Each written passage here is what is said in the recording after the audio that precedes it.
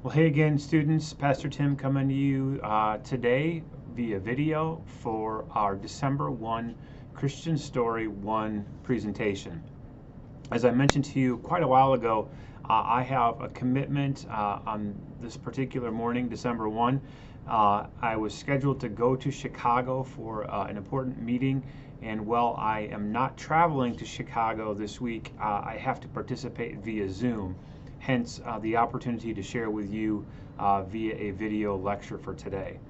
It kind of makes sense because there is not a whole lot of outside class reading that would feed into a lecture for today.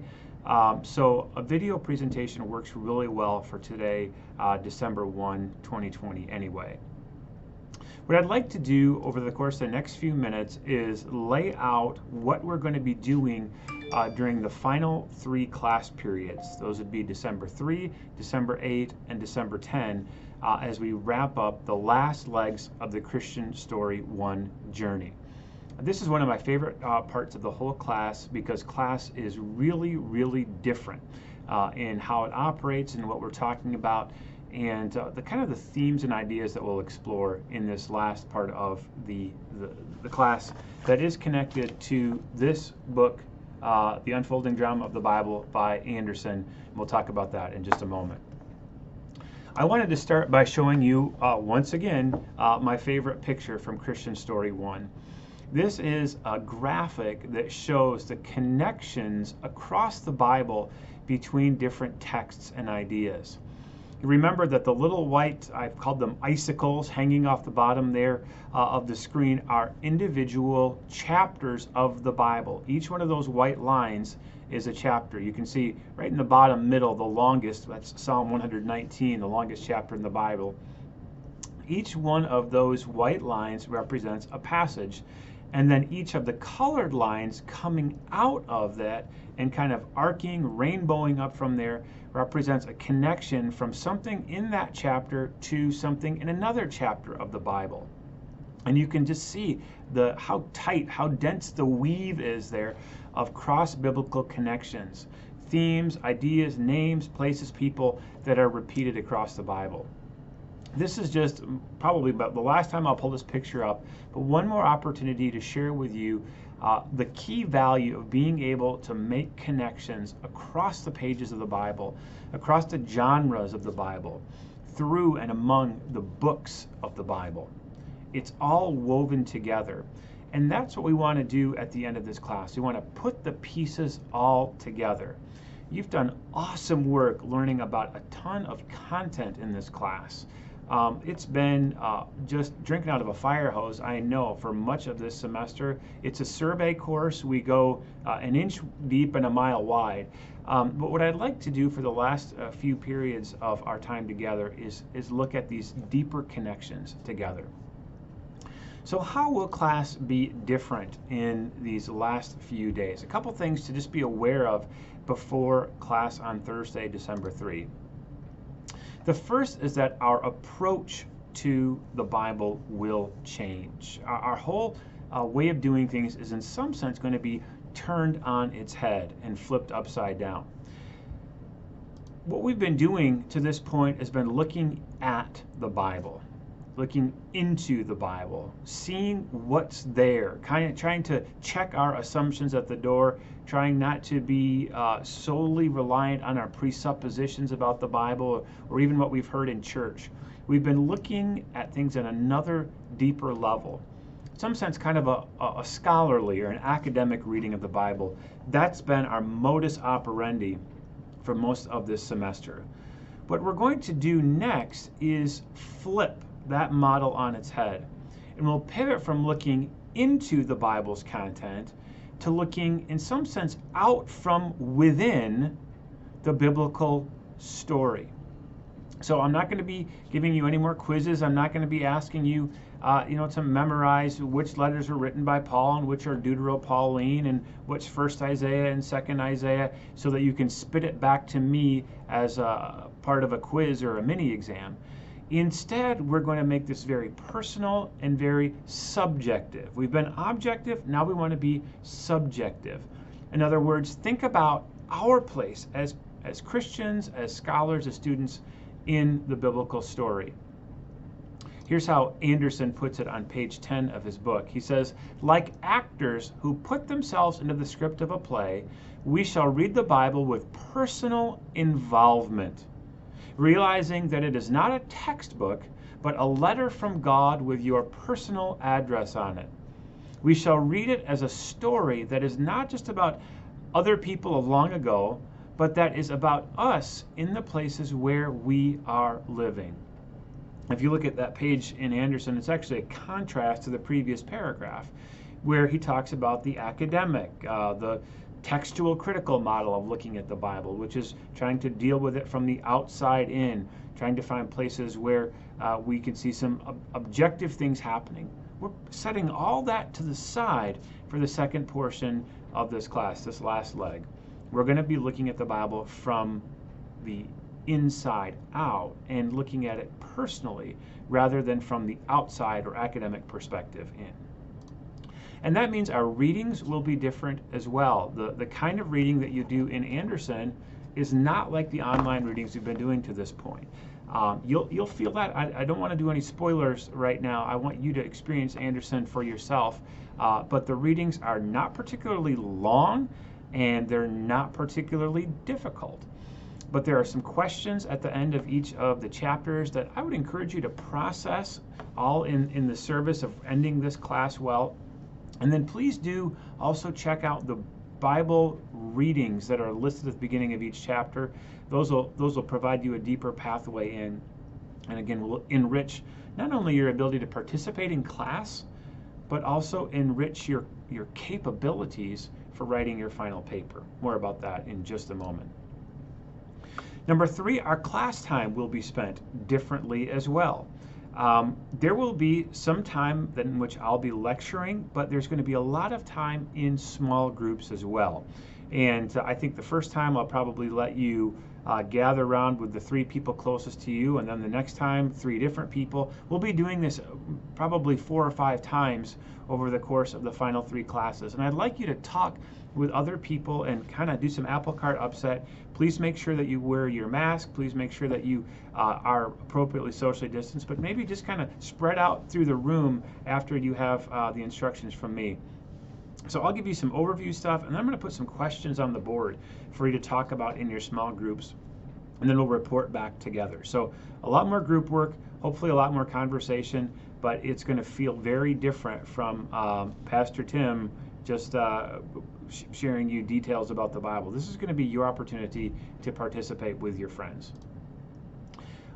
I'm going to remove my face from this slide for just a moment so you can see the full sentence there. This is about putting it all together. All the pieces we've learned in class so far have been like individual parts of a puzzle, individual components that we want to fit together in a way that helps us understand the unity of the Bible. If that's been a challenge to you so far, you probably felt the challenge being the lack of unity, kind of the individuality of different parts of the Bible. We want to work against that in this last part and find those long rainbow connections that put it together.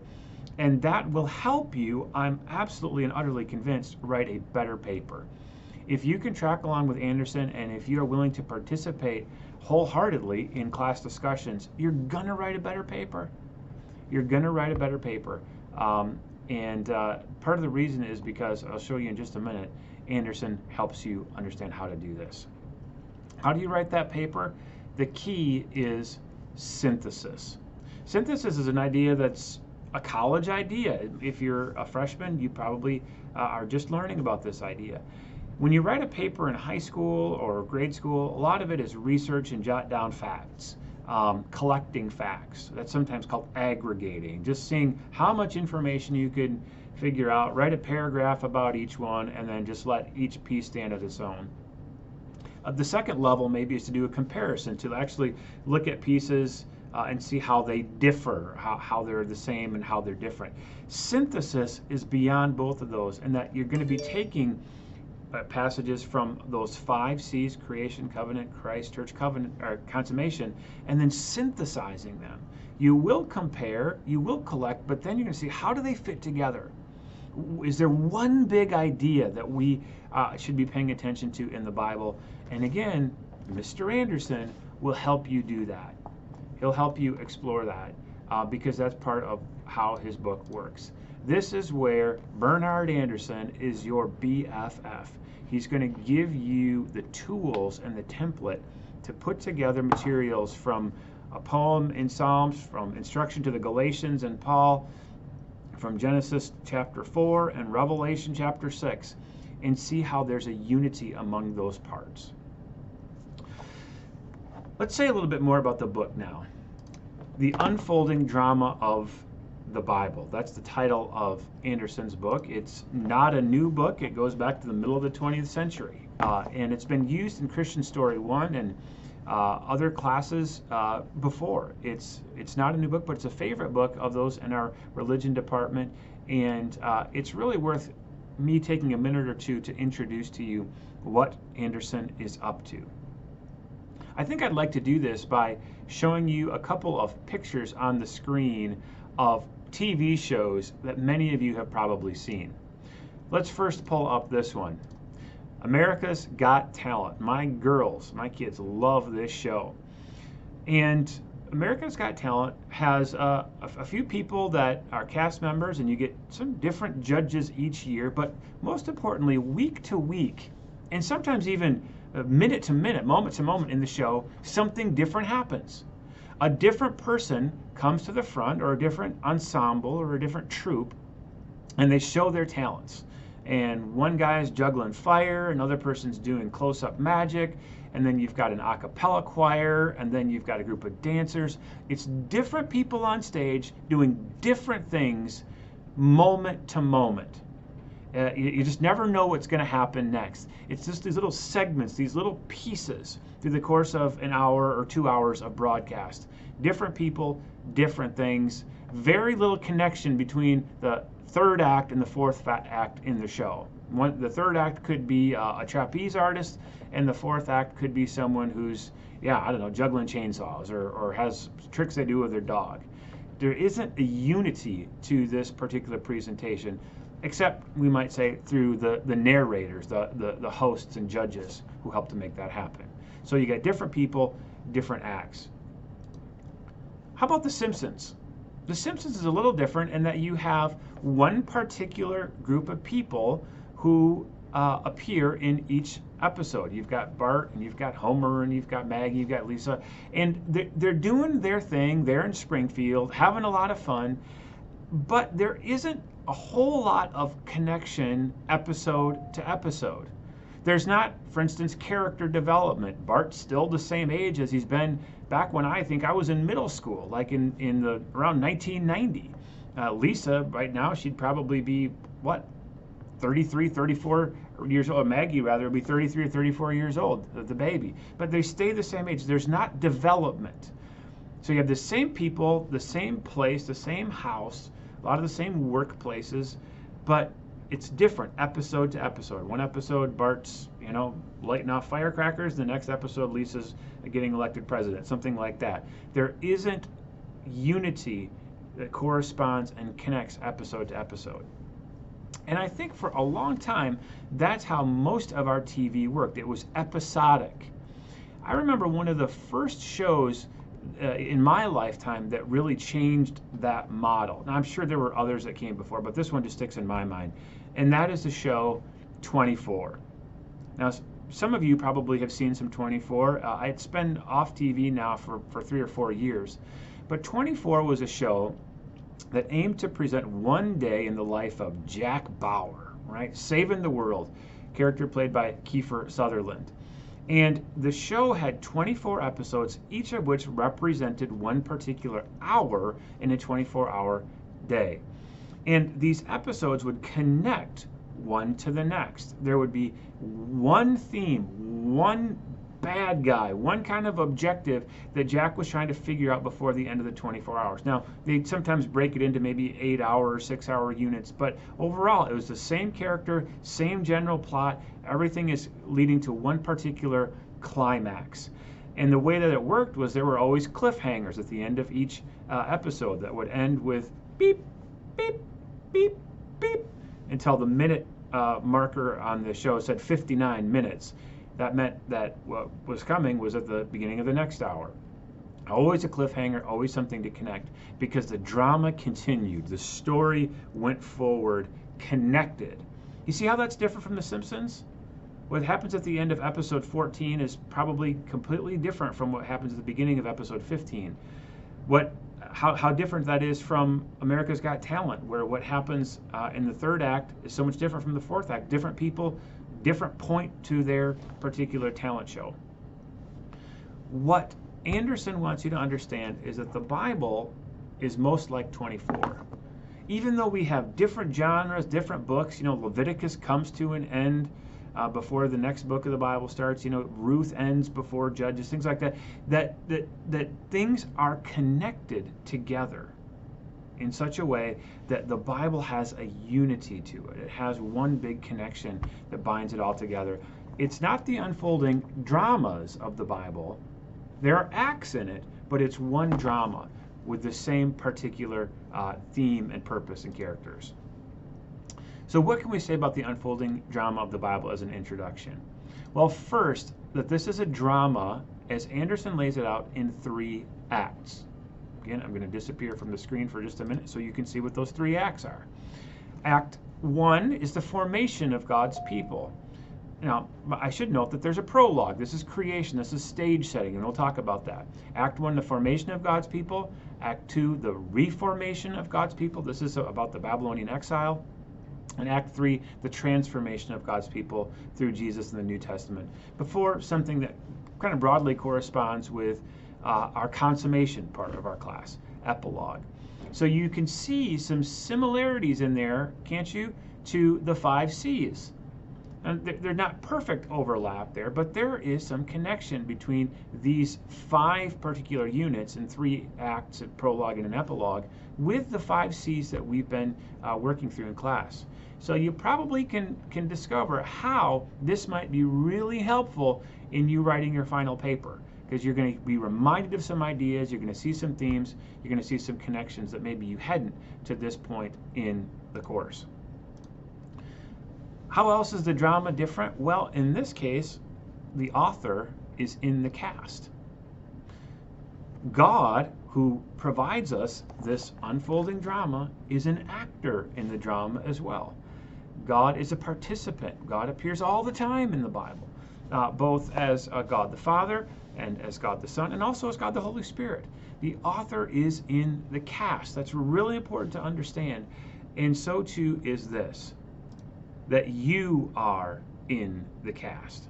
The audience members are actors as well. And that's why it's important for us to note that this is more than about your grade. Doing a good job with Anderson. This is about your Christian story.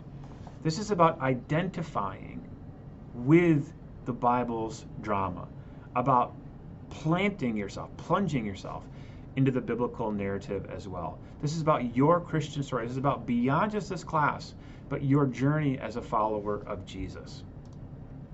I love what Anderson says, and I actually have the page number wrong here. It's not page 10, it's a little bit further on.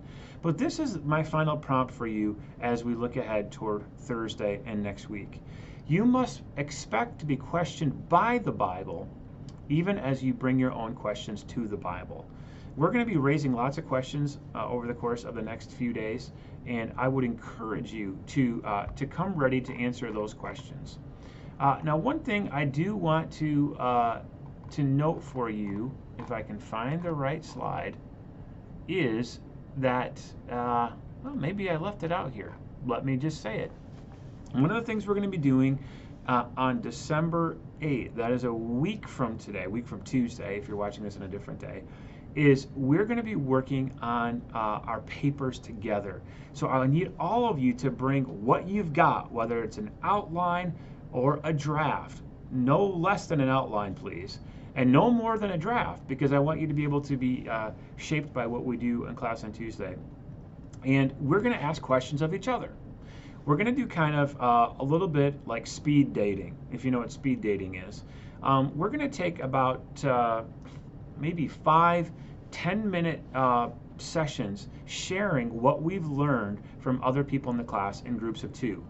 So I just ask you to partner up, pair up. 5 minutes I talk about my paper with you, 5 minutes you talk about your paper with me, and you're going to grow and you're going to strengthen your paper through those conversations. I'll provide you some prompts that you can talk through with your friends there. But please do have that nice, robust outline, if not an early draft with you, on Tuesday the 8th, because we're going to take about 45-50 minutes of our class period to share what we've learned and to ask questions of one another and to spur one another on as part of what I think is really a cool way of learning the Bible, which is in community and by asking questions of one another. That's all for this video. I hope you have a wonderful day sleeping in, and I can't wait to be with you on Thursday, and then on next Tuesday and next Thursday, the 10th, is the day that you can turn in your paper for that extra point. It does need to be in by the 15th at the last chance there. Anytime in between there is good too. Just here's where I ask for some compassion from all of you. I got 66 or 68 students writing 5 to 7 page papers. That's a lot for me to grade, and I want to make sure that I get your grades in on time, and that I have the right amount of time to spend to do due diligence and do justice to the work that you have really put in for those papers. So as early as you can get those in, the better that is for me. I'd really appreciate that. That's all for now. Talk to you later.